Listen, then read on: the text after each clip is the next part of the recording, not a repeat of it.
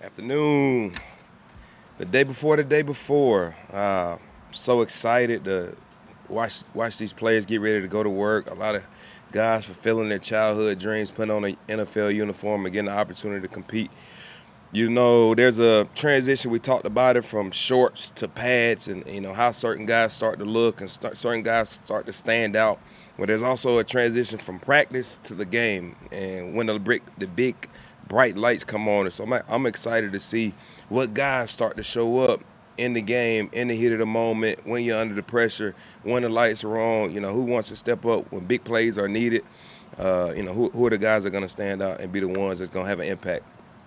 Matt, do you expect the kickers to rotate reps or give one guy a whole game? Or how do you see it? Yeah, we have a system in place to make sure that both guys are getting the amount of work that they do need. Greg Joseph, he'll go ahead and take a good brunt of the work to start off the Seattle game, and I'll make sure that we get Jack involved in it as well. But both guys will have an equal opportunity because, like I said, it is a true competition. I want to make sure that both guys are getting that true opportunity to display their skills. Do you have a timeline in mind on when you'd like that competition to be settled? Nah, no timeline in mind actually. We're just gonna kind of let it play out. In football, the things always work themselves out, and so we'll just keep going. Right now, it's going at pretty good. Both guys are really playing at a really elite level. I love the way Jack is hitting the ball right now. I love the way Greg is hitting the ball right now, and so we'll continue to see again how they transition over from the game, from the practice to the game. And, it'll be Jack's first time going out, kicking in an NFL stadium out west in Seattle. We'll see how he responds to the elements, to the crowd, to the noise. And so I'm excited to see what that looks like for him. How have you seen Greg kind of handle another kicker being in the building? Say it again, Dan? How have you seen Greg kind of handle another kicker? He's been the same old. Quite frankly, this is a position that Greg's been in, quite frankly, his entire career. I mean, he's never been in a camp to where he hasn't had another kicker that he's competing against. And so he knows what his routine is. He understands what his process is, and he understands what he has to do in order to win the job. And so he's been the same consistent self, throughout this process. What have you seen from? Sorry. How do you evaluate the younger guys, like you say, under the lights? Do you look for just a clean execution? Do you look for something maybe a little more heady that you've worked on? Yeah, I think it's a combination of mental and physical from a standpoint, right? I'm always talk about when things don't go as the playbook says it should. Are you able to problem solve on the fly, or do you get frantic and find yourself folding under pressure? And so, I'm looking to see, well, how creative can you get? How do you respond when things might not go your way? How do you respond when you might have a bad rep? Does it end up being a trickle effect to where you have one bad rep and it leads to three bad reps? Do you respond the right way when, quite frankly, you might not win a vice rep as a gunner, and next thing you know, you're on the other opponent's sideline bench, getting worn out. How do you respond that next rep? And so I'm just looking for these guys to come out to compete at the highest level and, just put it all out there. We've seen from Brandon Powell, I guess, and how much can you evaluate when they can't turn over, and how much you want to see in the game? Yeah, I'm going to give JR, Powell, Thayer.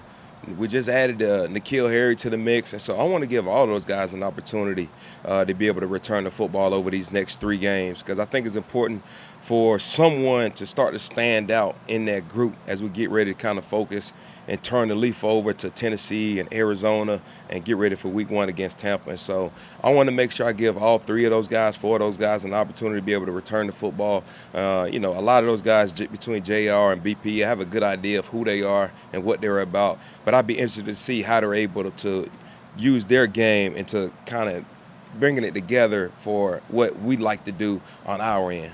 Is Jordan Addison still in that mix, or is his role on offense? Yeah, Addison is not in the mix, I would say.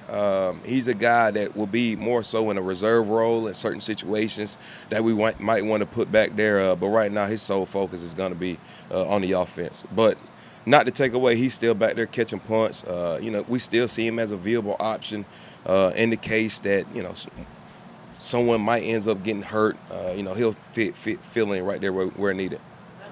special teams perspective, how important have punt returns come? Because the league obviously is trying to kill kick returns, and special teams can only impact a game with a sudden change of field now, largely through punt returns. Is there more of an emphasis there now? I know it's tough to do, but that's where you're going to get way more returns now than the kicking game. Yeah, absolutely. You know, you look at it, there's no other play in football where you're averaging 40 yards.